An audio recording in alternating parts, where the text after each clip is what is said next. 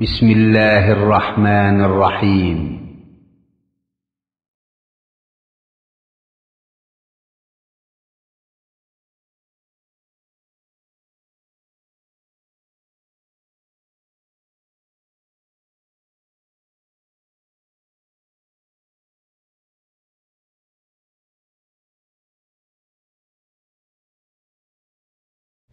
السلام عليكم ورحمة الله وبركاته.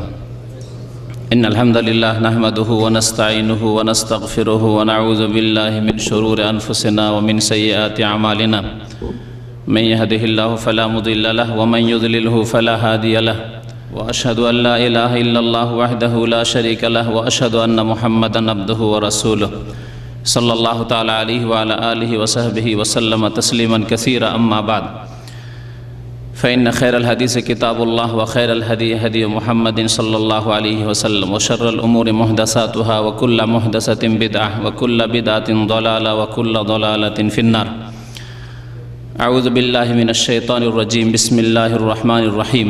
واللائي يئسن من المحيض من نسائكم إن ارتبتم فعدتهن 3 أشهر واللائي لم يحضن। আল্লাহ পাক রব্বুল আলমিনের সমস্ত প্রশংসা যে আল্লাহ পাক রব্বুল আলমিন নারী এবং পুরুষ সৃষ্টি করেছেন এবং তাদের প্রত্যেকের হুকুম আহকাম বিধিবিধান কোরআনুল কারীমে এবং রাসূলুল্লাহ সাল্লাল্লাহু আলাইহি ওয়াসাল্লামের হাদিসে আল্লাহ পাক ওয়াহির মাধ্যমে নাজিল করেছেন। সে আল্লাহর যাবতীয় প্রশংসা যে আল্লাহ পাক রব্বুল আলমিন আমাদেরকে ছেড়ে দেননি বিনা হিদায়াত, বিনা কোনো দিক নির্দেশনায়, বরং আমাদের জীবনের প্রত্যেকটি ক্ষেত্রে আল্লাহ পাক দিক নির্দেশনা দান করেছেন। আল্লাহ পাক রব্বুল আলামিন আমাদেরকে যা করণীয় তাও জানিয়েছেন আর যা বর্জনীয় তাও জানিয়েছেন। সালাত এবং সালাম নাজিল হোক আমাদের প্রিয় নবী, শেষ নবী মুহাম্মদুর রাসূলুল্লাহ সাল্লাল্লাহু আলাইহি ওয়াসাল্লামের প্রতি, যিনি কোরআনে কারীমের বিধানকে বিস্তারিত উম্মতের জন্য পেশ করেছেন। কোরআনে কারীমকে যদি আল্লাহ পাক রব্বুল আলামিন রাসূলুল্লাহ সাল্লাল্লাহু আলাইহি ওয়াসাল্লামের মাধ্যমে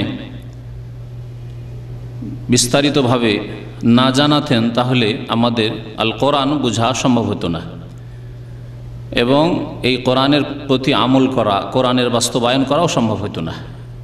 প্রত্যেকটি বিষয়ের ক্ষেত্রে, পবিত্রতার বিষয় হোক অথবা নামাজের বিষয় হোক, রোজা, যাকাত, হজ, যে কোনো মাসলা মাসাইল হোক না কেন, হালাল হারাম, আল্লাহ পাক রব্বুল আলমিনের কোরআনে কারীম নবী করিম সাল্লাল্লাহু আলাইহি ওয়াসাল্লাম বিস্তারিতভাবে ব্যাখ্যা করে মানব জাতির জন্য সুস্পষ্ট করে ছেড়ে গিয়েছেন। আল্লাহুম্মা সাল্লি আলাইহি আল্লাহুম্মা বারিক আলাইহি। আমার এই সফরের আগে একটি বিষয় নিয়ে আলোচনা হয়েছিল, যে বিষয়টি অত্যন্ত গুরুত্বপূর্ণ বিশেষ করে নারী জাতির জন্য, আর তা হচ্ছে নারী জাতির সাথে সম্পর্কিত মাসলা মাসাইল। এই বিষয়টি সম্পর্কে একদিন আলোচনা করা হয়েছে আর বাকি বেশ কিছু আলোচনা বাকি আছে।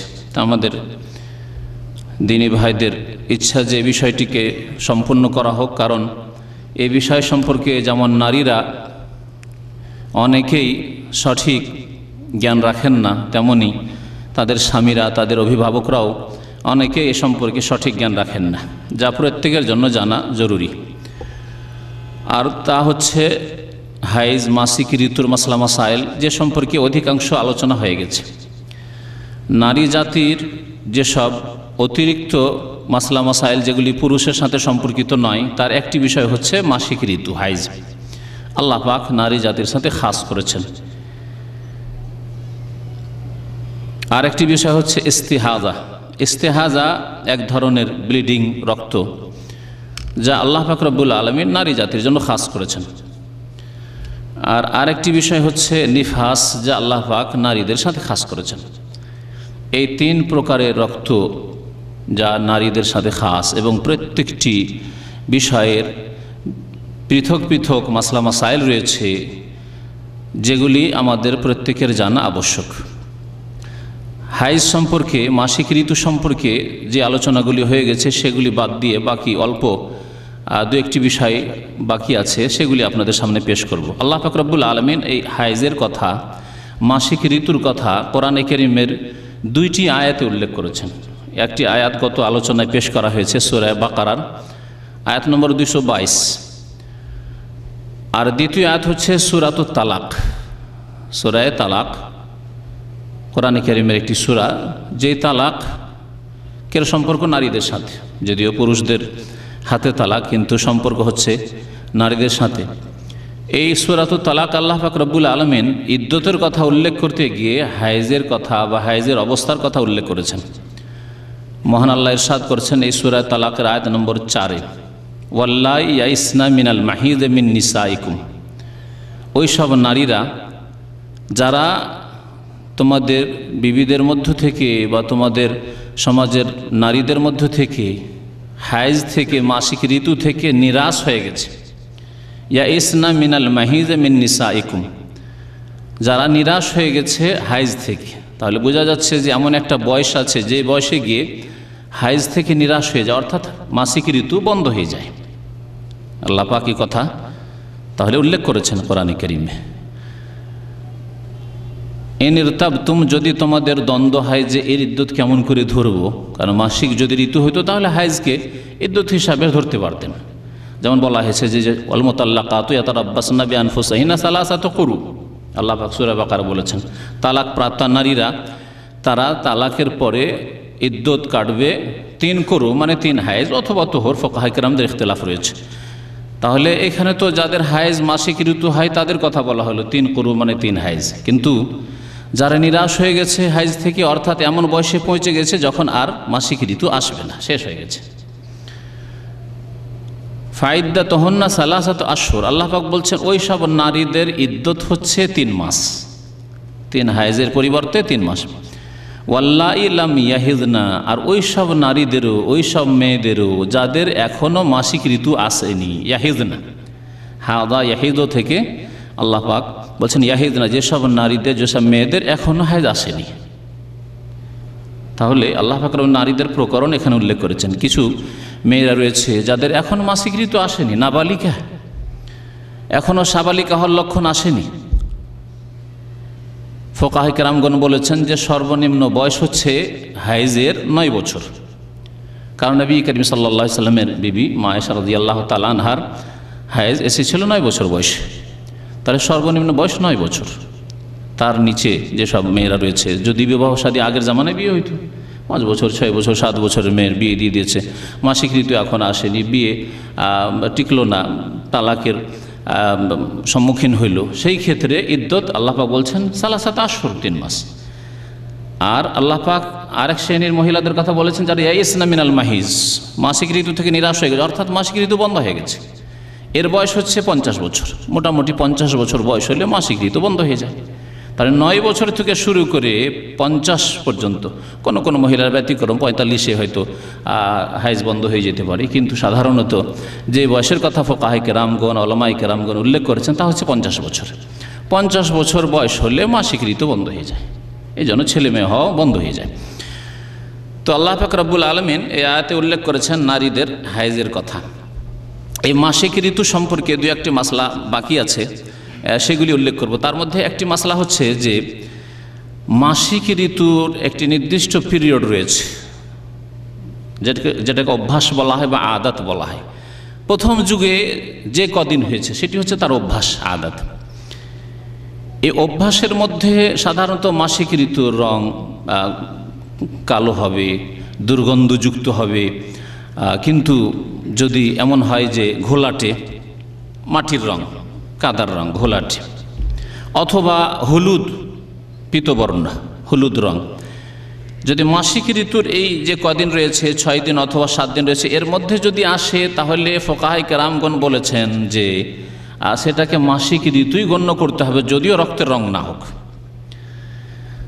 আর যদি মাসিক ঋতুর যে পিরিয়ড রয়েছে 6 দিন অথবা 7 দিন, সেটা অতিক্রম করে যাওয়ার পরে যদি ঘোলাটে রং, মাটির রং অথবা হলুদ রং আসে, তাহলে সেটা মাসিক ঋতু নয়।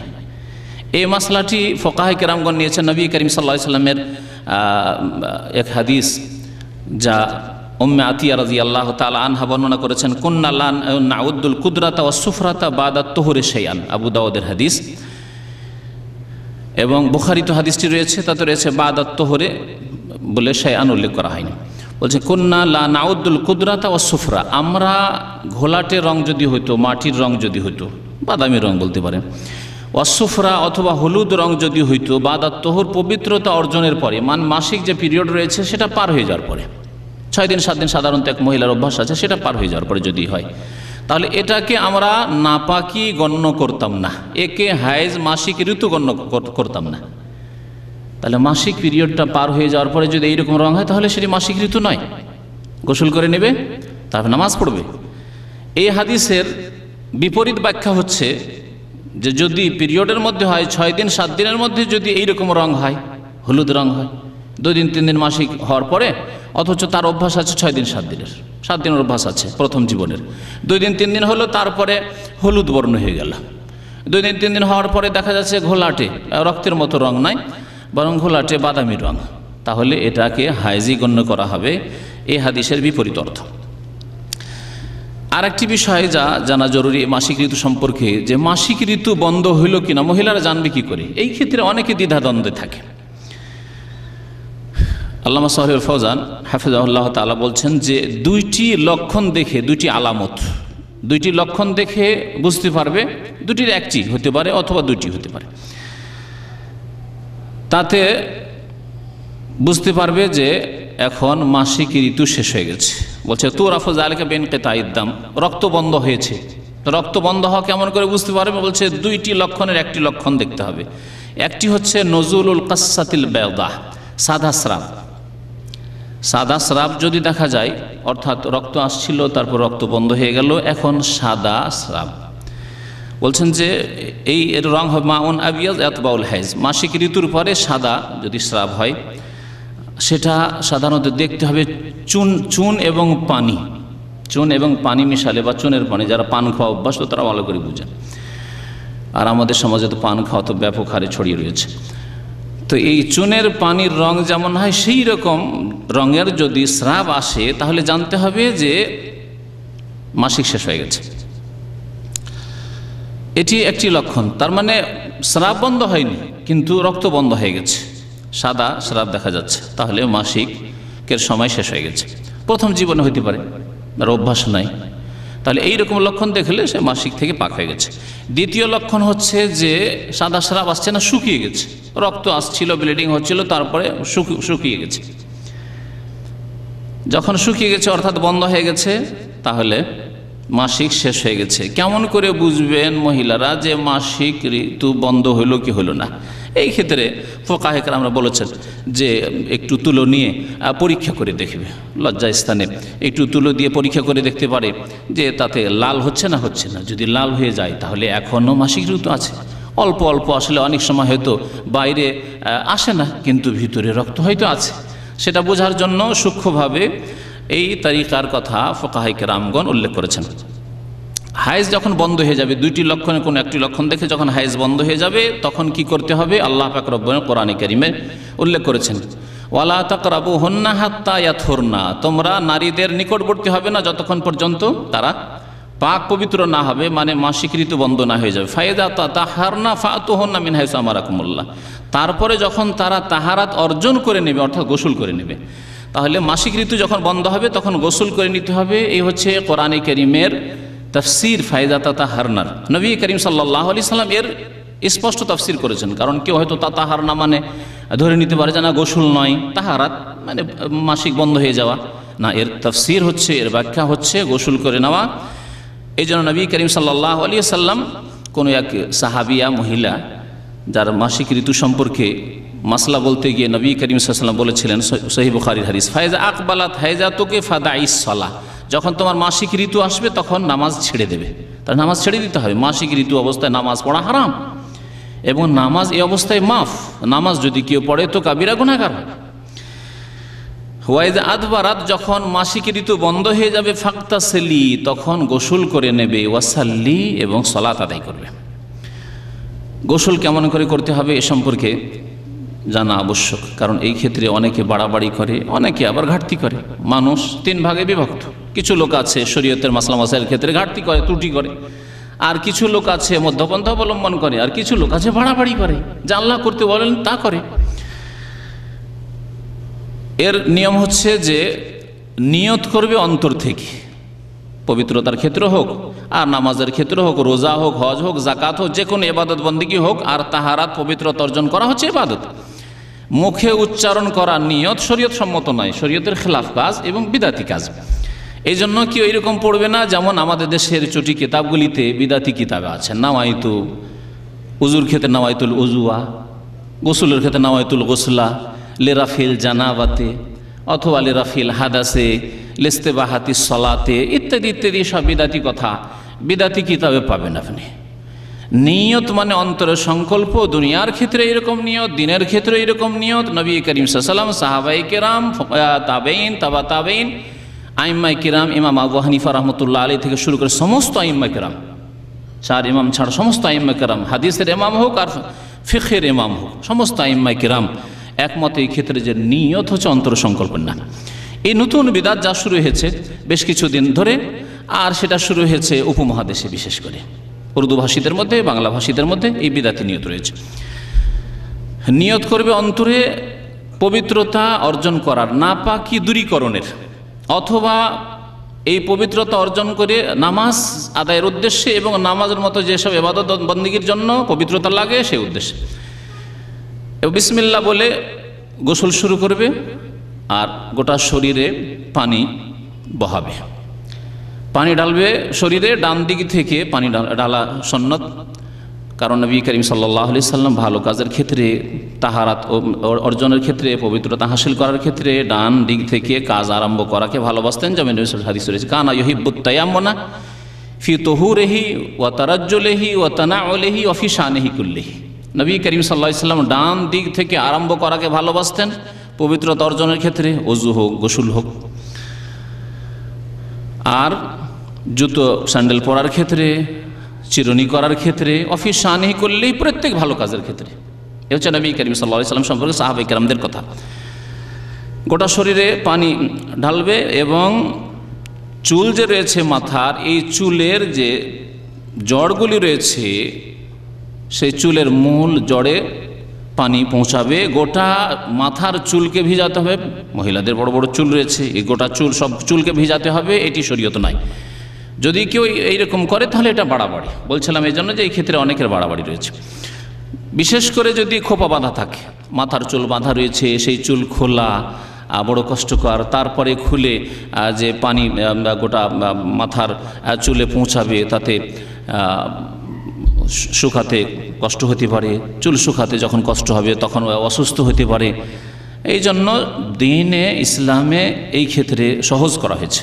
নবী করিম সাল্লাল্লাহু আলাইহি সাল্লামের হাদিস বুখারীতে রয়েছে, আদ-দীনু ইউসরুন, দিন সহজ, দিন সহজ। সুতরাং যতটুকু দিন সহজ করা হয়েছে সেই সহজ নেবেন, সহজ আবার খেয়াল খুশি করে নেবেন না, কারণ অনেকে আবার নিজের খেয়াল খুশি সহজ করে না, তা চলবে না। দিনে যতটা সহজ করা হয়েছে, সরল করা হয়েছে, ততটা নিতে হবে। যদি বাধা থাকে খোপা, তাহলে তা খোলার কোনো প্রয়োজন নেই। ওয়ালা ইয়ালজুমুহা নাকযুহু ইন কানা মাজফুরান, বলছেন যে যদি বাধা থাকে চুল, তাহলে তা খোলার কোনো প্রয়োজন নেই, বরং পানি চুলের মূল অংশে মাথায় পৌঁছে দিলেই হবে। এই ক্ষেত্রে গোসল করার ক্ষেত্রে যদি সাবান ব্যবহার করে, আজকালকার জামানায়, আগের জামানায় বলা হতো যে যদি কুলপাতা ব্যবহার করে পানিতে দিয়ে, তাহলে ভালো কথা। গোসল শেষে আতর সুগন্ধি নেওয়া নারীদের মাসিক ঋতুর গোসলের শেষে অথবা নেফাসের গোসলের শেষে মিসকে আম্বার যদি হয় সবচেয়ে ভালো, যেমন হাদিসে রয়েছে। আর না হইলে যে কোনো রকমের সুগন্ধি আতর ব্যবহার করা, একটু তুলোতে নিয়ে লজ্জাস্থানে ব্যবহার করা, এটা সুন্নত। নবী করিম সাল্লাল্লাহু আলাইহি ওয়াসাল্লাম এই শিক্ষা দিয়েছেন আসমা রাদিয়াল্লাহু তাআলা আনহাকে, বলছেন লি আমরিহি সাল্লাল্লাহু আলাইহি ওয়াসাল্লাম আসমা বিযালিক, মুসলিম শরীফের হাদিস। এই মাসলা মাসাইলগুলি জানা আবশ্যক, কারণ অনেক ক্ষেত্রে গোসল থেকে পাক হলো কিন্তু রক্তের যে দুর্গন্ধ আছে, গোসল করার পরে হয়তো তা গেল না। এই গন্ধ হয়তো স্বামীর জন্য ঘৃণার কারণ হইতে পারে, কিন্তু আতর সুগন্ধি যদি ব্যবহার করা হয় তো আর ওই ঘৃণার কারণ হইল না। শরীয়তে এই জিনিসগুলি শেখানো হয়েছে। আর একটি মাসলা ফুকাহে কেরামগণ উল্লেখ করেছেন, তা হচ্ছে যে কোনো ঋতুবতী মহিলা অথবা নেফাস নেফাস অর্থাৎ নেফাসের মাসলা মাসাইল বিস্তারিত আসছে, আজকে যদি সময় না হয় তা আগামীতে আলোচনা হবে। তা হচ্ছে যে ছেলে মেয়ে ভূমিষ্ঠ হওয়ার পরে যে রক্ত ব্লিডিং হয় এর নাম হচ্ছে নেফাস। এই নেফাস থেকে অথবা হাইজ মাসিক ঋতু থেকে যদি কোনো মহিলা পবিত্রতা অর্জন করে সূর্য অস্ত হওয়ার পূর্বে, সূর্য অস্ত হওয়ার পূর্বে মাগরিবের কিছুক্ষণ আগে, তো বলছেন যে এখন তো আসর পর হয়ে গেছে, তাহলে আসর মাগরিবের মাঝখানে, মাগরিবের একটু আগে, লাজিমাহান তুসাল্লিয়া যোহর ওয়াল আসর মিন হাযাল ইয়াওম, এই দিনের যেই দিন পবিত্রতা অর্জন করলো সেই দিনের জোহর আসর পড়া তার জন্য আবশ্যক। মাসলা অনেকের জন্য নতুন লাগবে, জোহর কখন চলে গেছে, আসর হয়ে গেছে, আসর আর মাগরিবের মাঝখানে পবিত্রতা অর্জন করছে। ওমান তাহরাত মিনহা ক্বাবলা তুলিল ফজর, আর এইরকমই যদি ফজরের একটু আগে, এখনও ফজরের ওয়াক্ত আসেনি, ফজরের একটু আগে পবিত্রতা অর্জন করে হায়েজ অথবা নেফাস থেকে, তাহলে সেই মহিলাকে মাগরিব এবং এশা লাজিমাহান তুসাল্লিল মাগরিব ওয়াল ইশা, ওই রাত্রের মাগরিব এশা আদায় করতে হবে, কাজা করতে হবে। লিআন্না ওয়াক্তাস সালাতি সানিয়াতে ওয়াক্তুল লিসালাতিল উলা ফি হালিল উযরি, কারণ ফুকাহা কেরাম উল্লেখ করেছেন যে যখন মানুষ অসুবিধায় থাকে, ওজরে থাকে, তখন দ্বিতীয় ওয়াক্তের নামাজের সময় হচ্ছে প্রথম ওয়াক্তের সময়, অর্থাৎ আসর এবং মাগরিবের মাঝখানে যখন মাসিক ঋতু হায়েজ নেফাস থেকে পাক হলো, তাহলে আসর তো তার উপর আছে, কারণ আসর রক্ত এখনও বাকি আছে। আসর রক্ত যখন বাকি আছে, তো আগের যে ওয়াক্ত রয়েছে সেই ওয়াক্তের নামাজ তার সাথে আদায় করতে হবে। ওজরের অবস্থায় দেখেন, সফরে কি করছেন, সফরে 2 ওয়াক্ত জমা করা সুন্নাত। 2 ওয়াক্ত কেন জমা করেছেন? জামা তাকদিমও জায়েজ আছে, মানে অগ্রিম জমা করা, জামা তাখির অর্থাৎ জোহরের নামাজ যদি আসরের রক্তে পড়েন তো ও সুন্নাত দ্বারা প্রমাণিত। এইরকমই খুব বেশি বৃষ্টি যখন হবে তখন, ভয় ভীতির সময়, এই সময়গুলিতে 2 ওয়াক্ত জমা করা, মাগরিব এশা জমা করা এবং জোহর আসর জমা করা। এই জন্য অধিকাংশ আইম্মায়ে কেরামদের নিকটে এই মাসলাতে 2 ওয়াক্ত নামাজ পড়ে নিতে হবে। মাসিক ঋতু সম্পর্কে মোটামুটি মাসলা মাসাইল আলোচনা করা হয়েছে। আর একটি রক্ত রয়েছে যেটা খুব জটিল, আর যারা মাসলা মাসাইলগুলি অনেকের জন্য জটিল, আর এখানে গিয়ে খুব পরেশান হয়ে যায় যে এখন নামাজ ছাড়বো না নামাজ পড়বো, রোজা রাখবো না ছাড়বো। আর সেই রক্তের নাম হচ্ছে ইস্তিহাজা, ইস্তিহাজার রক্ত। আর ওই নারীকে বলা হয় মুস্তাহাজা, যার ইস্তিহাজার রক্ত আসে তাদেরকে বলা হয় মুস্তাহাজা, অর্থাৎ ইস্তিহাজা ওয়ালি মহিলা। ইস্তিহাজার রক্ত কাকে বলে? বলছে সাইলান উদ্দাম ফি গায়রি ওয়াক্তিহি আলা সাবিলিন নাজিফ মিন ইরকিন ইউসাম্মা আল আজিল, রক্ত প্রবাহিত হওয়া নারীদের লজ্জা স্থান দিয়ে কোনো ব্যাধির কারণে, এমন একটি শিরা থেকে, এমন একটি রগ থেকে যাকে আরবি ভাষায় আল আজেল বলা হয়। আজেল নামক এমন একটি শিরা আছে যেটা ফেটে যায়, যাতে প্রদাহ হয়, তারপরে সেখান থেকে রক্ত প্রবাহিত হয়। তাহলে মাসিকের রক্ত হাইজের রক্তের সাথে পার্থক্য হচ্ছে যে হাইজের রক্ত আসে রহেম থেকে, জরায়ু থেকে, মিন কারি রাহমিল মারআ, এর আগে হাইজের রক্তের সংজ্ঞা বলা হয়েছে। আর ইস্তিহাজার রক্ত যে নারীদের লজ্জাস্থান রয়েছে, রেহমের ভিতর থেকে নয়, বরং রেহমের কোনো একদিকের একটি রগ, যাকে বলা হয় আজেল নামক রগ, সেই রগটি প্রদাহ হয়, আর তার ইনফেকশন হয়, আর তাতে থেকে শয়তানের আঘাত যেমন বলা হয়েছে হাদিসে, তো তাতে ইন্নামা হায় রিকজাতু মিনাশ শায়তান, এটি হাদিসে রয়েছে, শয়তান আঘাত করে, তারপরে রক্ত প্রবাহিত হয়।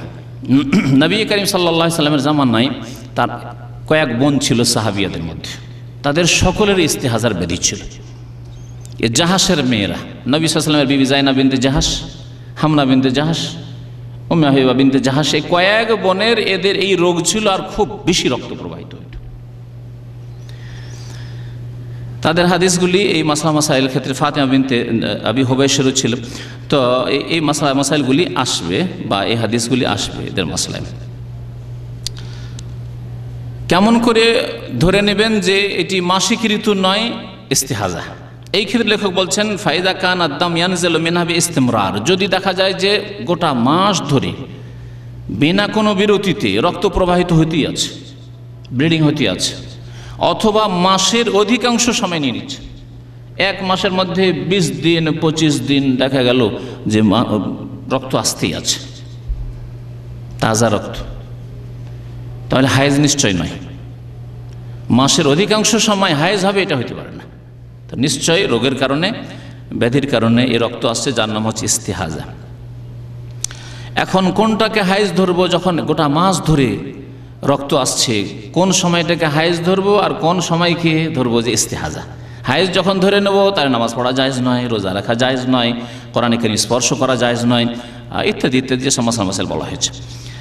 আর যদি ইস্তেহাজা হয় তার নামাজও পড়তে হবে, রোজাও রাখতে হবে, স্বামী স্ত্রী সহবাসও করা যাবে রুচি হলে।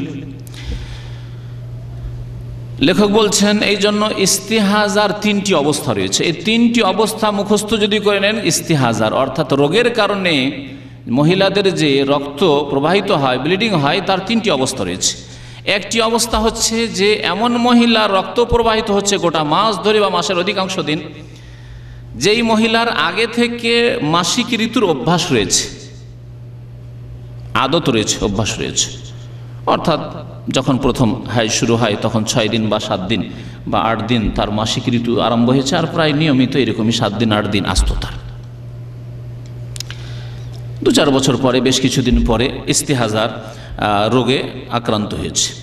বলছেন যে তার যদি অভ্যাস থাকে তাহলে যে অভ্যাস ছিল সে অভ্যাসের ওপর আমল করবে।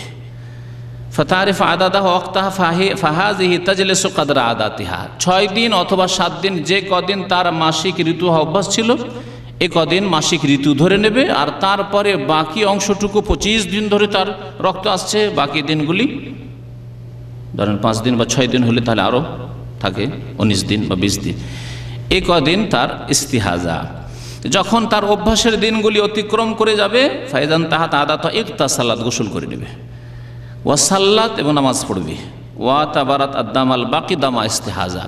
অবশিষ্ট দিনগুলিতে যে গোটা মাসের রক্ত আসতে থাকলো সেটি হচ্ছে ইস্তিহাজার রক্ত, কোনো দ্বিধাদ্বন্দ্ব নেই। কারণ তার অভ্যাস আছে প্রথম জীবনের 5 দিন অথবা 6 দিন অথবা 7 দিন 8 দিন, যেমন অভ্যাস ছিল তেমন আমল করবে। ওই দিনগুলি ছেড়ে দিয়ে বাকি দিনগুলিকে ইস্তিহাজা ধরে নেবে। দলিল বলছেন লিকাউলিহি সাল্লাল্লাহু আলাইহি ওয়াসাল্লাম উম্মে হাবিবা বিনতে জাহাশ, নবী সাল্লাল্লাহু আলাইহি ওয়াসাল্লাম বিবি জাইনাব বিনতে জাহাশের বোন উম্মে হাবিবাকে বলেছিলেন রাসূলুল্লাহ সাল্লাল্লাহু আলাইহি ওয়াসাল্লাম, উমকুসি কাদরা মা কানা তাহবেসুকে হাইজাতুকি, তুমি থেমে থাকো নামাজ থেকে, ইবাদত বন্দেগী থেকে, রোজা থেকে, যতদিন তোমার হাইজ তোমাকে থামিয়ে রাখে, যতদিন তোমার হাইজের অভ্যাস ছিল। সুম্মাক্তাসিলি, তারপরে তুমি গোসল করে নাও, যতদিন তোমার হাইজ তোমাকে থামিয়ে রাখতো। মা কানা তাহবেসুকি, মাজি ইস্তেমরার, এর আগে যতদিন তোমাকে তোমার হাইজে থামিয়ে রাখতো ততদিন তুমি থেমে থাকো। সুম্মাক্তাসিলি, তারপরে গোসল করে নাও, ওয়াসাল্লি, নামাজ আদায় করতে থাকো। ওয়ালে কাউলিহি সাল্লাল্লাহু আলাইহি সাল্লাম, আরেকটি নবী সাল্লাল্লাহু হাদিস, ফাতেমা বিনতে আবি হুবাইশ, আবু হুবাইশের মেয়ে ফাতেমা, তারও ইস্তেহাজা হইতো। কি বলেছেন নবী সাল্লাল্লাহু আলাইহি ওয়াসাল্লাম, ইন্নামা যালিকা ইরকুন, এটি হচ্ছে একটি রগের ব্যাধি, একটি শিরায় আঘাত হয়েছে, সেখান থেকে রক্ত প্রবাহিত হচ্ছে, এটি হাইজ নয়। ওয়ালাইসা বিহাইজিন, এটি হাইজ নয়, মাসিক ঋতু নয়। ফাইজা আকবালাত হাইজাতুকে, তোমার হাইজ যখন মাসিক ঋতু আসবে, ফাদাইস সালাত, তখন নামাজ ছেড়ে দেবে। আর যখন ওয়াইজ আদবারাত, যখন শেষ হয়ে যাবে তখন তুমি নামাজ পড়ো, অর্থাৎ তোমার যে নির্দিষ্ট সময় রয়েছে সেটা শেষ হয়ে গেলে তখন নামাজ পড়ো তাহারাত অর্জন করে। দ্বিতীয় অবস্থা হচ্ছে যে এমন মহিলা যার আগে থেকে অভ্যাস নেই, জীবনের প্রথম মাসিক ঋতু শুরু হয়েছে 12 বছর 14 বছর বয়সে, যে বয়সে হোক না কেন, কিন্তু সে মুমাইয়াজা, অর্থাৎ সে পার্থক্য করতে পারছে। তামিজ করা মানে পার্থক্য করা, মাসিক ঋতুর রং বা দুর্গন্ধ উপলব্ধি করে পার্থক্য করতে পারছে, এটা হচ্ছে মাসিক ঋতু এই কদিন, আর তাজা রক্ত আসছে, এ তো ওইরকম পচা সরা গন্ধ নেই, সুতরাং এটি ইস্তেহাজা, পার্থক্য করতে পারে। দ্বিতীয় অবস্থা হচ্ছে যেই নারী তামিজ করতে পারে, পার্থক্য করতে পারে মাসিক ঋতুর মাঝখানে, হাইজের মাঝে এবং ইস্তেহাজার মাঝে। কেমন করে পার্থক্য করতে পারে? যদি ইঙ্গিত করলাম, লেখা বলছে বেআইয়াকুনা আসওয়াদান, কালো রং মাসিক ঋতুর, ইন্না দামাল হাইজে দামুন আসওয়াদ, নবী সাল্লাল্লাহু আলাইহি ওয়াসাল্লাম হাদিস আছে যে হাইজের রক্ত সাধারণত কালো হয়, সকলের নয়, প্রথম দিকে হয় অথবা অনেকের হয়, অনেকের আবার তাজা রক্ত হইতে পারে, আও সাখিনান, অথবা গাঢ় হয়, গাঢ় হয়, আও লাহু রায়হা, 3টি লক্ষণ বললেন তাহলে লেখক, অথবা দুর্গন্ধ ছড়ায়, ও বাকিয়াতুহু লা তাহমিলু সিফাতাল হাইজ, আর বাকি অংশ রক্তের এতে না কালো রং না গাঢ় হয়ে আছে, চাপা হয়ে আছে, আর না তাতে দুর্গন্ধ আছে। বিয়াই এখন আহমার লাল রং, তার দুর্গন্ধ নেই এবং তাজা রক্ত, তাহলে বলছে এই অবস্থায় যতদিন বুঝতে পারছে যে এটি হাইজের রক্ত, হাইজ ধরে নেবে, আর বাকি অংশকে সে ইস্তিহাজা ধরে নেবে। তারপরে তার যে এই পার্থক্য করতে পারছে এর ওপর আমল করবে। নবী করিম সাল্লাল্লাহু আলাইহি সাল্লাম ফাতিমা বিনতে আবি হুবাইশকে বলেছে, ইজা কানা আল হাইজু ফাইন্নাহু আসওয়াদ ইউরিফু বা ইউরফ, দুই রকমই পড়া হয়েছে। বলছেন হাইজের রক্ত যদি হয় তো তা কালো হবে, এবং ইউরেফও যদি পড়েন দুর্গন্ধ ছড়াবে। দুইটি লক্ষণ তাই নবী সাল্লাল্লাহু আলাইহি বলেছেন। যারা ইউরেফও পড়েছেন অর্থাৎ তাতে দুর্গন্ধ ছড়াবে, আর ইউরাফও অর্থাৎ কালো রং হবে আর চেনা যাবে, উপলব্ধি করা যাবে যে এই রক্ত হচ্ছে হাইজের রক্ত। ফামসিকি আনিস সালাত, তখন নামাজ থেকে বিরত থাকবে। ফাইদা কানাল আখার, আর অন্য রকম রক্ত যখন হবে, তাজা রক্ত হবে, দুর্গন্ধ নেই, ফাতাওয়াদ্দাই, তখন উজু করে নেবে, ওয়াসাল্লি, এবং নামাজ পড়বে। গোসল একবার করে নিল, হাইজ থেকে পাক হয়ে গেল, তারপরে উজু করে নামাজ পড়বে। ইস্তেহাজার অবস্থায় মনে রাখবেন আরেকটি মাসলা, যে প্রত্যেক ওয়াক্তের জন্য উজু করতে হবে। যেসব নারীদের ইস্তেহাজা মানে অতিরিক্ত রক্ত আসার রোগের কারণে যে ব্যাধি রয়েছে, তারা প্রত্যেক ওয়াক্তে উজু করবে। এক উজু দিয়ে একাধিক নামাজ তাহলে পড়তে পারবে না, প্রত্যেক ওয়াক্তের জন্য উজু করবে। এই ক্ষেত্রে আরেকটি মুস্তাহাব হুকুম হচ্ছে যে যদি দুই ওয়াক্তকে একত্রিত করে একবার করে গোসল করতে পারে, তাহলে দিনে 3 বার গোসল করবে। আরেকটি মাসলা, জোহর আসরকে একসাথে করে একটা গোসল করবে। গোসল করে একটু নাপাকি হালকা হইল, রক্ত যে আসছে সেটা হালকা হইল, তারপরে উজু করে নামাজ পড়ে নিল জোহর আসর। মাগরিব এশার জন্য একটা গোসল করলো, গোসল করার পরে মাগরিব এশা একসাথে নামাজ পড়ে নিল। ফজরের জন্য একটি গোসল করলো, গোসল করার পরে নামাজ পড়ে নিল। 3 বার যদি গোসল করতে পারে এইভাবে, তাহলে এটি হচ্ছে মুস্তাহাব, সবচেয়ে ভালো। আর যদি তা সম্ভব না হয় তো ফরজ ওয়াজিব হচ্ছে যে প্রত্যেক ওয়াক্তের জন্য উজু করবে। তৃতীয় অবস্থা হচ্ছে যে এমন মহিলা যার আগে থেকে অভ্যাস নেই, লাম ইয়াকুন লাহা আদাতান তারিফুহা, প্রথম জীবনের প্রথম তার মাসিক হচ্ছে, ওয়ালা সিফাতুন তুমাইয়িজু বিহাল হাইজ মিন গায়রিহি, আর রক্তে পার্থক্য করতে পারে না। গোটা মাস ধরে রক্ত আসছে বা মাসের 25 দিন ধরে রক্ত আসছে, কিন্তু পার্থক্য করতে পারেন না, না তার তমিজ আছে, পার্থক্য আছে, আর না তার অভ্যাস আছে। এই ক্ষেত্রে কি করবে? এই ক্ষেত্রে নবী করিম সাল্লাল্লাহু আলাইহি সাল্লাম দিক নির্দেশনা দিয়েছেন যে আল্লাহ পাকের এলমে ছেড়ে দিবে যে 6 দিন অথবা 7 দিন। অধিকাংশ নারী জাতির মাসিক ঋতু 6 অথবা 7 দিন হয়, সুতরাং অধিকাংশ নারীদের যে অবস্থা হয় সেই অবস্থার উপর আমল করবে। হামনা বিনতে জাহাস, এ জাহাসের মেয়ে হামনা রাদিয়াল্লাহু তাআলা আনহা, তারও এইরকম ইস্তিহাজা হইতো। নবী সাল্লাল্লাহু তাকে বলে ইন্নামা হিয়া রিকদাতুম মিনাশ শায়তান, এটি হচ্ছে শয়তানের আঘাত, শয়তান আঘাত করে নারীদের। ফাতাহিজি সিত্তাতা ইয়ামিন আও সাবআতা ইয়ামিন, সুতরাং হাইজ গণ্য করো, মাসিক ঋতু গণ্য করো 6 দিন অথবা 7 দিন। সুম্মাগতাসিলি, তারপর গোসল করে নাও, কারণ পার্থক্য করতে পারছে না, আর জীবনের প্রথম হাইজ হয়ে গোটা মাস ধরে রক্ত আসতে আছে। ফাইজাস্তানকাত, যখন পরিষ্কার পরিচ্ছন্ন হয়ে যাবে, ফাসাল্লি আরবাআতান ওয়া 20, তারপরে নামাজ পড়ো।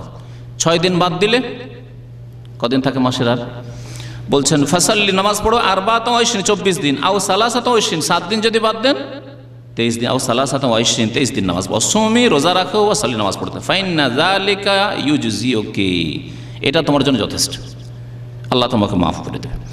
ওয়াকাযালিকা ফাফআলি কামা তাহিজুন নিসা, এইরকমই করো যেমন অন্যান্য নারীদের হাইজ এসে থাকে 6 দিন অথবা 7 দিন, তাদের মতো তুমি আমল করো। তাহলে সার কথা, ইস্তেহাজা সম্পর্কে আমরা জানতে পারলাম যে ইস্তেহাজার রক্তকে আমরা বা ইস্তেহাজার আকামকে 3 ভাগে ভাগ করতে পারি। হয় অভ্যাস আছে জীবনে, তাহলে অভ্যাসের আমল করবে। আর যদি অভ্যাস না থাকে, প্রথম এসে থাকে আর পার্থক্য করতে পারে রক্তের মাঝে, তাহলে যেভাবে পার্থক্য করতে পারছে সেইভাবে আমল করবে। যে কদিন হাইজের রক্তের মতো লাগছে হাইজের রক্ত, আর যে কদিন না হাইজের রক্ত না তাজা রক্ত এবং এই হাইজ নয়, তাহলে সেগুলিকে ইস্তেহাজা ধরবে। আর যদি এই দুটো না হয়, তাহলে অধিকাংশ মহিলাদের সাধারণত হাইজ আসে 6 দিন অথবা 7 দিন, 6 দিন 7 দিন ছেড়ে দেবে, আর বাকি দিনগুলি কে ইস্তেহাজা মনে করে ইস্তেহাজা অবস্থায় নামাজ আদায় করতে হবে, রোজা রাখতে হবে, এবং যেসব মাসলা মাসাইল হাইজের অবস্থায় হারাম ছিল যেসব কাজকর্ম, সেগুলি তার জন্য হালাল। লেখক বলছেন মা ইয়ালজামুল মুস্তাহাদা ফি হালিল হুকমে বিতাহারাতিহা, ইস্তেহাজা ওয়ালি মহিলা যেসব মহিলাদের ইস্তেহাজার রক্ত আসে তাদেরকে ধরে নিলাম যে পবিত্র, তারা পবিত্র যখন, তাহলে তাদের জন্য কি করা উচিত হবে? প্রথম বলছেন যে ইয়াজিবু আলাইহা আন তাগতাসিলা ইনদা নিহায়াতি হাইজাতিহাল মুতাবারা। ইস্তেহাজে যেসব মহিলাদের আসছে, হায়েজ যখন শেষ হচ্ছে তখন গোসল করবে। রক্ত আসতে আছে কিন্তু পার্থক্য করতে পারছে, অথবা তার অভ্যাস আগে থেকে আজ অভ্যাসের আমল করে, অথবা 6 দিন 7 দিন ছেড়ে দিয়ে গোসল করবে। গোসল করে নিল মানে হায়েজ থেকে সে পাক হয়ে গেল। দ্বিতীয় বিষয় হচ্ছে তাগসিলু ফারজাহা লিইজালাতি মা আলাইহি মিনাল খারিজ ইনদা কুল্লি সালাতিন। প্রত্যেক নামাজের সময় উযু করার আগে লজ্জাস্থান ধৌত করবে, কারণ রক্ত তো আসতে আছে, সুতরাং লজ্জাস্থান ধৌত করবে। ওয়াতাজআলু ফিল মাখরাজি কুতনান ওয়া নাহওয়াহু ইয়ামনাউল খারিজ ওয়া তাশুদ্দু আলাইহি মা ইউমসিকু আনিস সুকুত।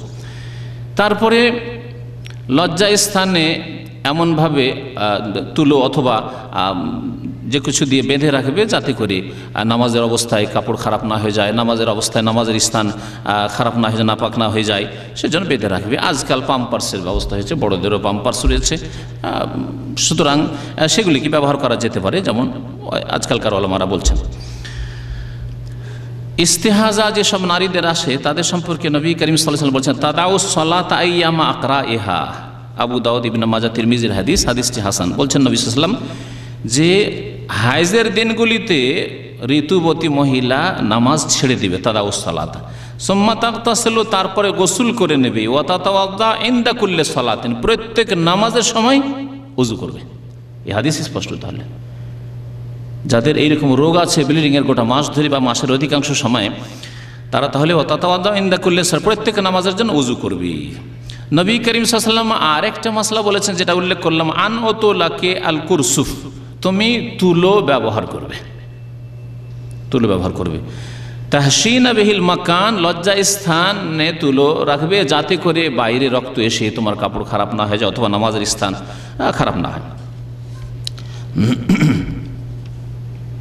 সময় কিছুক্ষণ আছে, নেফাসের মাসলা মাসের সংক্ষেপে উল্লেখ করে দিই। নেফাস সম্পর্কে জানা আছে, আর একটু আগে বললাম যে হুয়াদ্দাম আল্লাযী ইয়ানজিলু মিনার রাহিমি লিল ওয়ালাদাতি ওয়া বাদাহা। নেফাস এমন এক রক্তকে বলা হয় নারীদের, যেই রক্ত জরায়ু থেকে বেরিয়ে আসে ছেলে মেয়ে ভূমিষ্ঠ হওয়ার সময় অথবা তারপরে। তাহলে ভূমিষ্ঠ হওয়ার সময় বেরিয়ে আসে আর তারপরে বেরিয়ে আসে। তার আগে যদি বের হয় তার মাসলা শুনুন। আচ্ছা, এই রক্ত কোথা থেকে হয়? বলছে যখন গর্ভধারণ করলো কোনো মহিলা, রাহেমে কিছু রক্ত, মাসিকের রক্ত থেকে যায়, আগে যে রক্তটা বদ্ধ হয়ে থেকে গেছে, সেই রক্ত ছেলে মেয়ে ভূমিষ্ঠ হওয়ার পরে প্রবাহিত হতে শুরু হয়। এটা হচ্ছে সেই নেফাসের রক্ত। ফায়দা ওয়ালাদাত খারাজা হাজাদ্দাম শাইয়ান ফাশাইয়ান, যখন ছেলে মেয়ে ভূমিষ্ঠ হয়ে যায় তখন এই রক্ত ধীরে ধীরে রেহেম থেকে, জরায়ু থেকে বের হতে থাকে। ওমা তারাহু কাবলাল ওয়ালাদাতি মিন খুরুজিদ্দাম মা আমারাতিল ওয়ালাদ ফাহুয়া নেফাস। ছেলে মেয়ে ভূমিষ্ঠ হওয়ার কিছুক্ষণ আগে থেকে বা 2 দিন, 1 দিন, 3 দিন, ফুকাহায়ে কেরামগণ বলেছেন যে 1 দিন, 2 দিন অথবা 3 দিনের কথা বলেছেন, আগে থেকে যদি রক্ত প্রবাহিত হয় তাহলে এগুলিকে ধরে নিতে হবে যে এটাও নেফাসের রক্ত। ওয়াকাইয়াদাল ফুকাহা বিয়াউমাইনি আও সালাসাতা আইয়ামিন ক্বাবলাল ওয়ালাদা, ছেলে মেয়ে ভূমিষ্ঠ হওয়ার পূর্বে 1 দিন অথবা 2 দিন, 3 দিন আগে থেকে যদি রক্ত আসে এগুলিকে নেফাসের রক্ত ধরে নিতে হবে। অনেক সময় এরকম হয়। তাহলে ছেলে মেয়ে ভূমিষ্ঠ হওয়ার পূর্বে যে রক্ত আসে তাতে যদি দেখা যায় যে এটি বাচ্চা হওয়ারই লক্ষণ, তাহলে নেফাস। বাচ্চা হওয়ার লক্ষণ নাই, এখন 3 মাস 4 মাসের বাচ্চা, আর বাচ্চা নষ্ট হইল না, এমনিতে রক্ত আসছে, তাহলে সেটি নেফাস নয়, সেটাকে ইস্তেহাজায় ধরতে হবে, রোগের কারণে হতে পারে।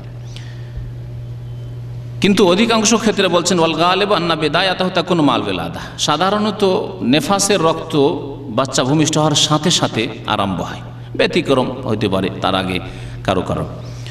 ওয়াল মুতাবার ওয়ালাদাতু মা তাবায়্যানা ফি খালকি ইনসান। আচ্ছা, নেফাস কোন রক্তকে বলবো? 1 মাস 2 মাসের গর্ভধারণ করেছিল আর তারপরে গর্ভে যে ধারণ করেছিল নষ্ট হয়ে গেল, বাচ্চা নষ্ট হয়ে গেল, রক্ত আসলো, এটাকে কি নেফাস ধরবো? ফুকাহায়ে কেরাম বলছেন না, ধরবো না। কমের পক্ষে মানুষের রূপ ধারণ করতে হবে। সেই বাচ্চা যদি মানুষের রূপ ধারণ করে নেয় আর তারপরে সে বাচ্চা নষ্ট হয়, আর তার সাথে সাথে বাচ্চা নষ্ট হওয়ার সাথে সাথে রক্ত প্রবাহিত হয়, সেটা হচ্ছে নেফাস। কতদিনে রূপ ধারণ করে এ সম্পর্কে ফুকাহায়ে কেরামগণ বলেছেন যে ওয়াকাল্লু মুদ্দাতিন ইয়াতাবায়্যানু ফিহা খালকুল ইনসান, মানুষের সৃষ্টির রূপ মাথা, হাত, পা ইত্যাদি অঙ্গ প্রত্যঙ্গ প্রাথমিক অবস্থায় যে হয় সেটা হওয়ার জন্য কমের পক্ষে 81 দিনের প্রয়োজন। যেদিন থেকে গর্ভধারণ করলো মহিলারা সেই দিন থেকে 81 দিনের প্রয়োজন, আর অধিকাংশ ক্ষেত্রে 90 দিন লাগে, 3 মাস, 90 দিন। ওয়াগলাবাহা সালাসাত আশহুর, 3 মাস সাধারণত লাগে, আর খুব বেশি যদি খুব তাড়াতাড়ি হয়ে যায় 81 দিন কমপক্ষে। তাহলে 81 দিনের পরে যদি বাচ্চা নষ্ট হয়ে যায়, তার সাথে রক্ত প্রবাহিত হয়, তাহলে সেটা নেফাস। তার আগে 50 দিনে, 60 দিনে, 70 দিনে বাচ্চা নষ্ট হলো, রক্ত প্রবাহিত হলো, তাহলে সেটি ইস্তেহাজা গণ্য হবে, সেটা নেফাস বলেই গণ্য হবে না, কারণ এখনও মানুষের রূপ বাচ্চার রূপ ধারণ করেনি। ফায়জা সাকাতা মিনহা শাইউন ক্বাবলা হাযিহিল মুদ্দা, সুতরাং 81 দিনের আগে যদি বাচ্চা নষ্ট হয়ে যায়, ও হাসালা মাহু দামুন, রক্ত প্রবাহিত হয়, ফাইন্নাহা লা তুলতাফাতু ইলাইহি, এর কোনো ভ্রুক্ষেপ করার প্রয়োজন নেই। ওয়ালা তাদাউস সালাতা, নামাজও ছাড়বে না, রোজা থাকলে রোজাও ছাড়বে না, তার কারণ লিআন্নাহু দামুন ফাসিদুন ওয়া নাজিফুন, এটি রোগের কারণে, অসুস্থতা ব্যাধির কারণে রোগ, এই যে রক্ত। ফায়াকুনু হুকমুহু হুকমুল মুস্তাহাজা, এটি হচ্ছে ইস্তেহাজার রক্ত। নেফাসের সর্বনিম্ন কোনো সময় নির্ধারিত নেই শরীয়তে, অর্থাৎ বাচ্চা ভূমিষ্ঠ হওয়ার পরে 3 দিন, 4 দিন, 5 দিন হইল, হওয়ার পরে রক্ত কোনো মহিলার বন্ধ হয়ে গেল, সেটা হতে পারে। সর্বনিম্ন দিন নির্ধারিত শরীয়তে নেই, কিন্তু সর্ব ঊর্ধ্বে দিন নির্ধারিত রয়েছে। নবী করিম সাল্লাল্লাহু আলাইহি সাল্লামের বিভিন্ন হাদিসে সাহাবায়ে কেরামরা উল্লেখ করেছেন, তা হচ্ছে 40 দিন। এই সর্ব ঊর্ধ্বে দিন নির্ধারিত হওয়ার অর্থ হচ্ছে যে যদি কোনো মহিলার বাচ্চা ভূমিষ্ঠ হওয়ার পরে 40 দিন ধরে রক্ত আসতে থাকে, তাহলে সেটি হচ্ছে নেফাস। 40 দিন পরে যদি রক্ত আসতে থাকে, 41 দিন, 50 দিন হয়ে যাচ্ছে রক্ত আসতে আছে, তাহলে 40 দিন পরে এটাকে ইস্তেহাজা গণ্য করা হবে। 40 দিন হলেই গোসল করে নেবে, আর তারপরে নামাজ পড়তে হবে, যতই রক্ত আসতে থাক না কেন, সেটা নেফাস নাই। এখানে বেশ কিছু মহিলারা ভুল করে, সেটা হচ্ছে যে 20 দিন, 22 দিনে, অধিকাংশ মহিলাদের 20 দিনে, 25 দিনে, 30 দিনের মধ্যে রক্ত বন্ধ হয়ে যায়, তারপরে ওই 40 দিন মুখস্থ করে আছে। এই অজ্ঞতার কারণে 20 দিন থেকে শুরু করে 40 পর্যন্ত, এই 15 দিন, 20 দিনের নামাজ ছেড়ে দেয়। রোজা রাখতে পারবে, রমজান মাস হয়তো রোজা রাখে না, বিশেষ করে নামাজের বিষয় দিনে 5 বার করে নামাজ, এরা গুনাহগার হবে। এই মাসলা না জানার কারণে কবিরা গুনাহগার হবে এবং নামাজ ত্যাগকারী হবে। বলছেন যে ওয়াকসার মুদ্দাতিন নেফাস, নেফাসের সর্ব ঊর্ধ্বে সময় সীমা হচ্ছে ফিল গালিব, অধিকাংশ ক্ষেত্রে 40 ইয়ামান, 40 দিন।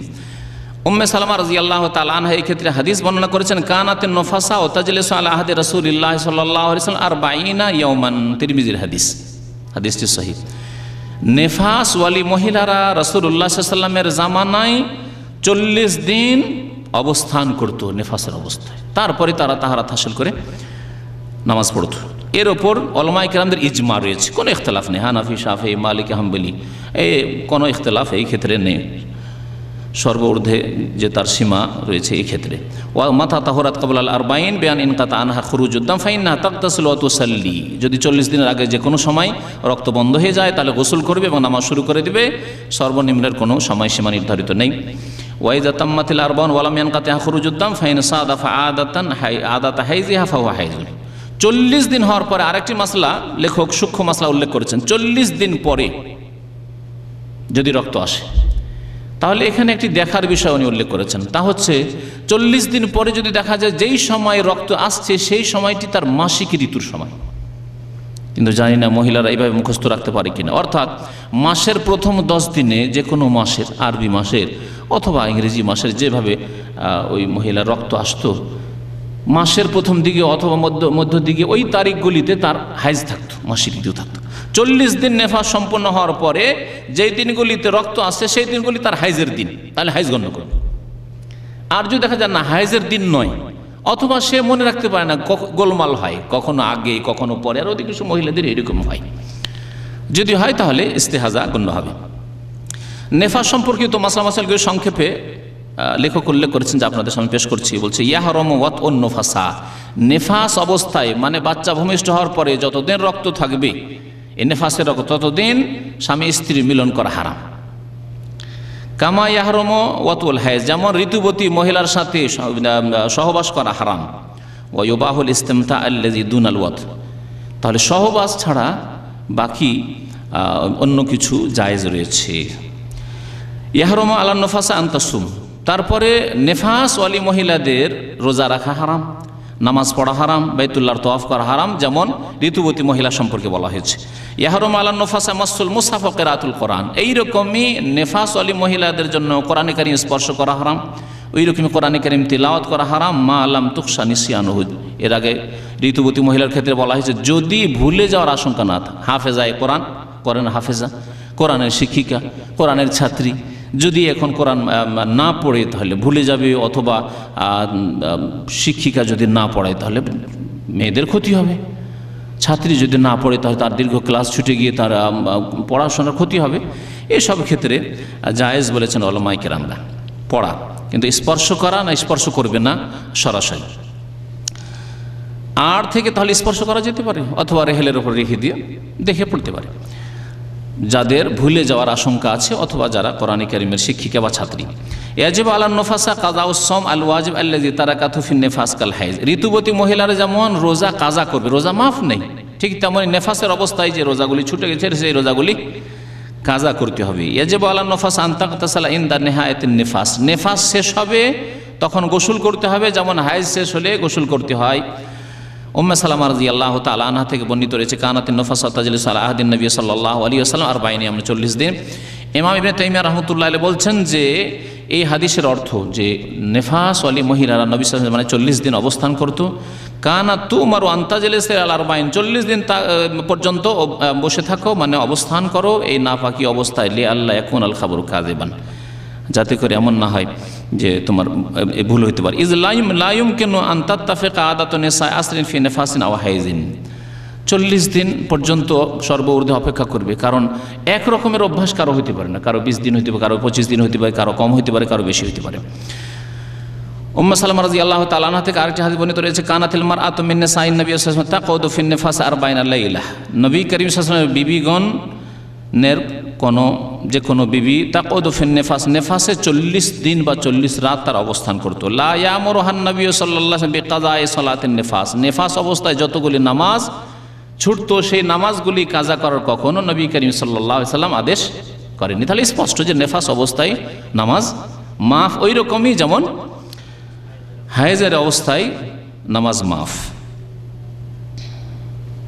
আর একটি মাসলা বলে শেষ করে দিচ্ছি সময় শেষের দিকে, যদি কোনো মহিলার 15 দিনে 20 দিনে নেফাস বন্ধ হয়ে গেল, বাচ্চা ভূমিষ্ঠ হওয়ার পরে রক্ত বন্ধ হয়ে গেল, 5 দিন 7 দিন থাকলো, থাকার পর আবার রক্ত শুরু হয়ে গেল, এগুলি সমস্যা, খুব বড় সমস্যা। আর এই প্রশ্নগুলি জটিল প্রশ্ন হয়ে আসে, আর অনেকে তখন হতভম্ব হয়ে যান যে এর উত্তর কী হতে পারে, অথবা আমি বা আমার স্ত্রী কী করবে।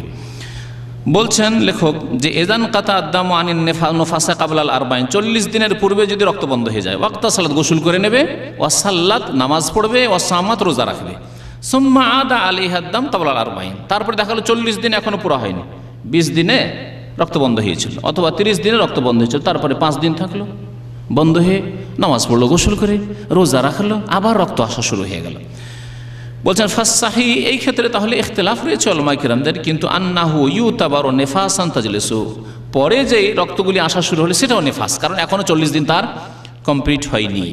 ওয়ামা সামাতহু ফি ওয়াক্তি তুহরিল মুতাখাল, মধ্যখানে যে পবিত্রতা হয়েছিল, পাক হয়েছিল, সে রক্ত বন্ধ হয়ে গেছিল, এটাকে এই যে রোজা রেখেছে অথবা নামাজ পড়েছে সেটা সহিহ, কোনো গুনাহগার না।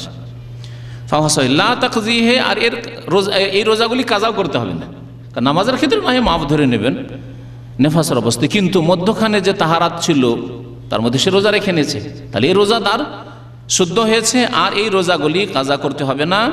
এই ক্ষেত্রে সৌদি আরবের এই যে গত মুফতি ছিলেন শেখ আব্দুল আজিজ বিন বাজ রহমতুল্লাহ আলাইহি, তার আগে যে প্রধান মুফতি ছিলেন মোহাম্মদ বিন ইব্রাহিম রহমতুল্লাহ আলাইহি, তার ফতোয়া, এবং শেখ আব্দুল আজিজ বিন বাজ রহমতুল্লাহ আলাইহি ফতোয়া, এছাড়াও শেখ ইবনে উসাইমিন রহমতুল্লাহ আলাইহির একটি কিতাব রয়েছে নারী সংক্রান্ত মাসলা মাসাইল সম্পর্কে, তারপরে আল্লামা সাদি রহমতুল্লাহ আলাইহি, সমস্ত উলামায়ে কেরামদের ফতোয়া হচ্ছে যে এই রকম অবস্থায় এই করবে যা বলা হইল। আল্লামা সাদি রহমতুল্লাহ আলাইহি বলছেন যে এর দ্বারা বোঝা গেল যে আন্না দামান নেফাসের সাবাবুল ওয়ালাদা, নেফাসের রক্তের কারণ হচ্ছে ছেলে মেয়ে ভূমিষ্ঠ হওয়া। ওয়ান্না দামাল ইস্তেহাজা দামুন আরেজুন, 3 রকম রক্তের মাঝে পার্থক্য তিনি উল্লেখ করেছেন। নেফাসের রক্ত হচ্ছে, তার কারণ হচ্ছে কি, কেন আসে? সন্তান ভূমিষ্ঠ হওয়া।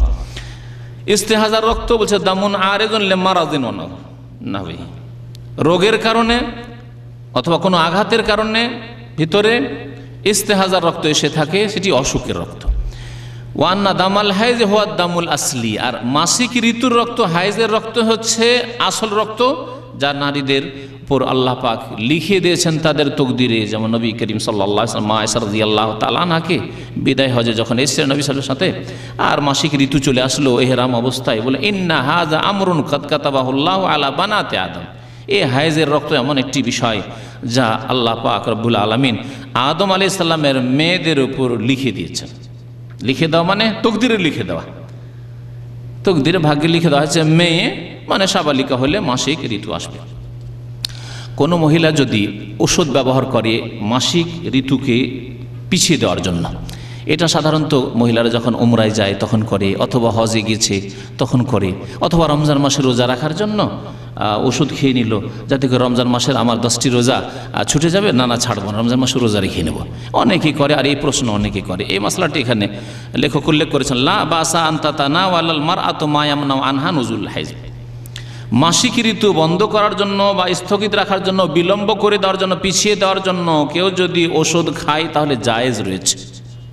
তবে ভালো বিশেষজ্ঞকে জিজ্ঞাসা করে নেবেন, এর সাইড এফেক্ট যেন না থাকে, বেশি ক্ষতি যেন না থাকে।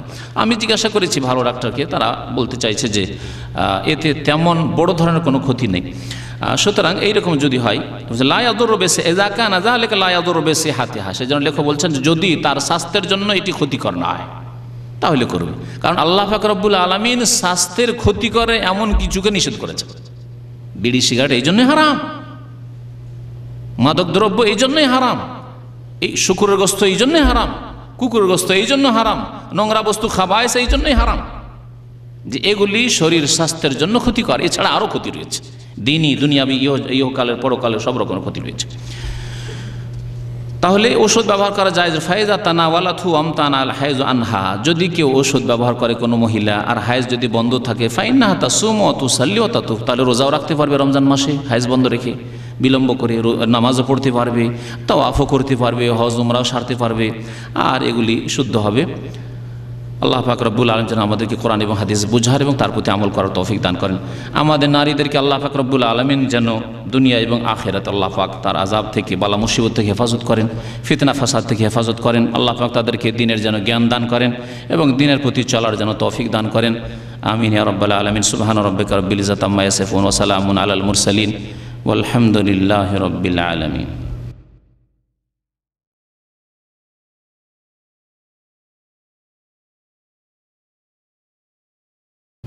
একটি প্রশ্ন এসছে যে সাদা স্রাব হওয়ার কারণে শরীর দুর্বল অথবা অসুস্থ হয়ে যায়, এই জন্য ডাক্তারি চিকিৎসা নেওয়া যাবে কিনা? হ্যাঁ, অবশ্যই নেওয়া যাবে। সাদা স্রাব রোগ, আর সেটা যদি বেশি হয় তো আরও বেশি রোগ, সুতরাং এই ক্ষেত্রে অবশ্যই চিকিৎসা করা যাবে। নবী সাল্লাল্লাহু আলাইহি ওয়াসাল্লাম তাদাউ ইয়া ইবাদাল্লাহ, হে আল্লাহর বান্দারা তোমরা চিকিৎসা করো, এলাজ করো। ফাইনাল্লাহ লা ইউনজিল দাআন ইল্লা আনজালা লাহু শিফাআন, কারণ আল্লাহ পাক যে কোনো বিমারি নাজিল করেছেন, ব্যাধি নাজিল করেছেন, তার শিফা মানে আল্লাহ পাক চিকিৎসাও নাজিল করেছেন।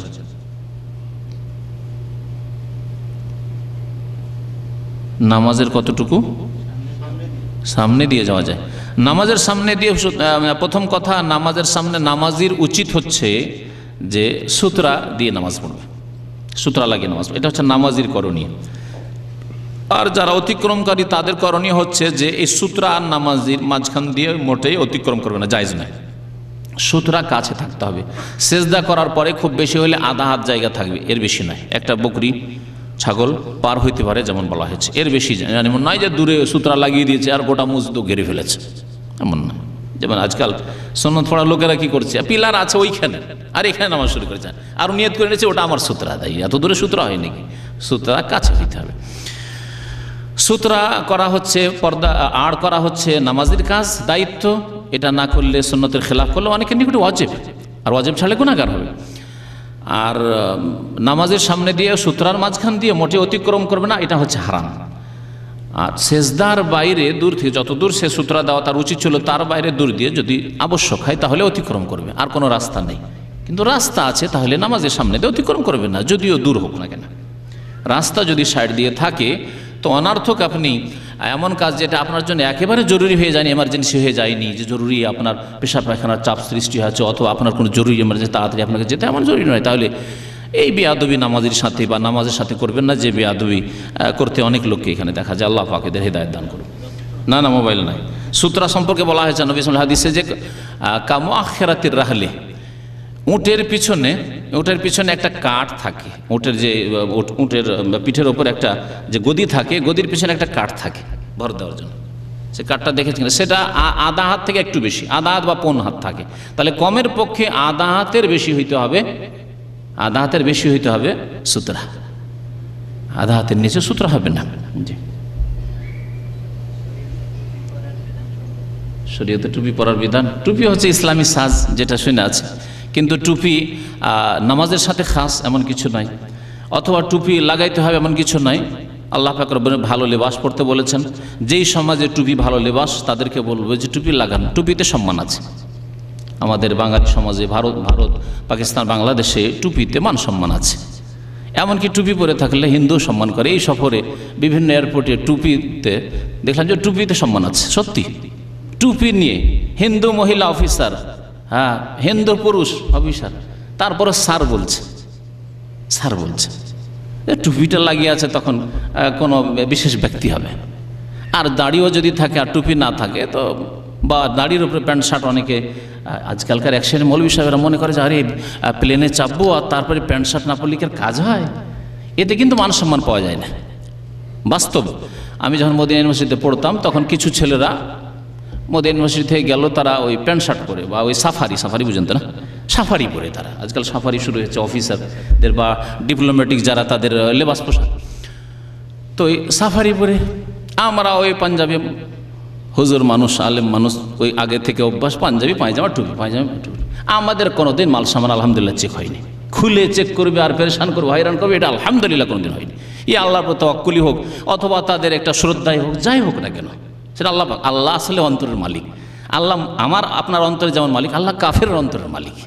আল্লাহ হিন্দু খ্রিস্টান ইহুদির অন্তরের মালিক। অন্তরকে ফিরিতে পারে। লোকটা তো ভদ্ররই, আর লোকটা তো শরীফ লাগছে, একে কেন পেরেশান করবো?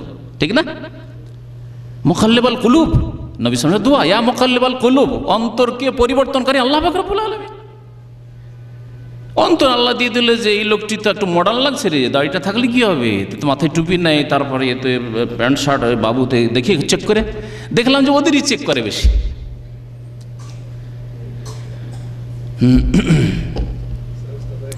ইসলামী সাজ। বাকি এটাকে মনে করবেন না দাড়ি টুকার বাড়াবাড়িও আছে। একটু আগে একটা মাসলা বললাম না, যে কোনো মাসলার ক্ষেত্রে একদল ত্রুটি করেছে, একদল মধ্যপন্থী, আর একদল বাড়াবাড়ি করেছে। বাড়াবাড়ি করে দাড়ি আর টুপি, আমাদের দাড়ি টুপি মানে দাড়ির মতোই টুপি না, মোটেই না। দাড়ি অজিব, দাড়ি যারা রাখে না গুনহাগার।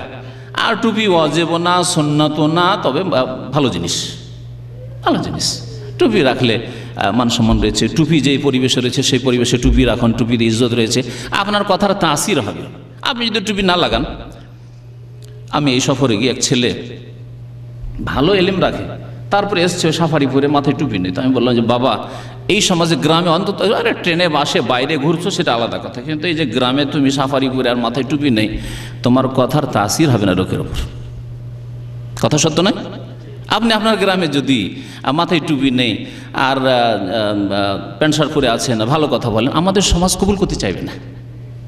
কেরালা সমাজ কবুল করবে, শ্রীলঙ্কা যান কবুল, অসুবিধা নেই, সেখানে বড় বড় বক্তা আর প্যান্ট শার্ট পরে টাই টুই লাগিয়ে চলছে, কিন্তু আমাদের সমাজে চলবে না। তাহলে হাদিসুন নাস আলা কাদরে ওকুলহিম, একটি হাদিস রয়েছে যে মানুষ যেমন বুঝে তেমন তার সাথে আদান প্রদান করো, আচরণ করো। মানুষ আমাদের সমাজে বুঝে যে পাঞ্জাবি টুপি এটা হচ্ছে ইসলামী সাজ, সুতরাং ওই রকম থাকেন আপনি যদি ইসলামের কথা মানুষকে বলতে হয়, যাতে আপনার কথা দিয়ে জাতির উপকার হয়। আর আমার একটা প্যান্ট শার্ট পরার জন্য কোনো এক সময় টুপি খুলে নেওয়ার জন্য যে আমার কথাই মানুষ কবুল না করে, তাহলে আমি ক্ষতি করলাম, আর ইসলামের ক্ষতি করলাম। সুতরাং অবস্থা দেখে আপনি বিশেষ করে এই সব ক্ষেত্রে আপনি আপনার কাজ করবেন। যদিও টুপি আর দাড়িতে আসমান জমিন পার্থক্য। দাড়ি রাখা ওয়াজিব, দাড়ি যে রাখে না গুনাহগার, এবং দাড়ি হচ্ছে ইসলামের লক্ষণ, আর টুপি ইসলামের আলামত নয়। যেই টুপি আমাদের দেশে চলে তার মধ্যে একটা টুপি হচ্ছে গান্ধী টুপি, জানেন? দেওবন্দেও গান্ধী টুপি পরা হয়। আমরা ছোটোকালে ছাত্র জীবন অনেক পড়েছি, এই গোল টুপি না, তখন ওই টুপি পরতাম। সেই টুপি সুন্দর লাগতো এককালে, জানি না এখন সুন্দরই লাগবে না হয়তো, কারণ অভ্যাসে ছুটে গেছে। সেই টুপি আসলে তার নামই হচ্ছে গান্ধী টুপি, মানে ওই গান্ধী পড়তো, যাকে বলা হচ্ছে মহাত্মা গান্ধী, সেই গান্ধীজির টুপি এটা। তাহলে কোথায় ইসলামী টুপি? নেহরু পড়তো না? নেহরু ছবি যারা দেখেছে, নেহরু সবসময় টুপি পড়তো, ওই টুপি, লম্বা টুপি, কোচা কোচা দেওয়া আছে, লম্বা টুপি। তাই টুপি মানে ইসলামী সাজ। হ্যাঁ, কিস্তি টুপি না, কিস্তি টুপি আলাদা। কিস্তি টুপির লম্বার মধ্যে কিস্তি আছে, ওটা হচ্ছে ওই নৌকার মতো, সেজন্য কিস্তি টুপি। আর আরেকটা হচ্ছে গান্ধী টুপি, যেটা না দেখলে হয়তো যারা দেখেননি বুঝতে পারবেন না। হ্যাঁ, বুঝতে পেরেছেন? আচ্ছা, ঠিক আছে। সাল্লাল্লাহু আলা নবিয়িনা মুহাম্মদ ওয়া আলা আলিহি ওয়া সাহবিহি আজমাইন।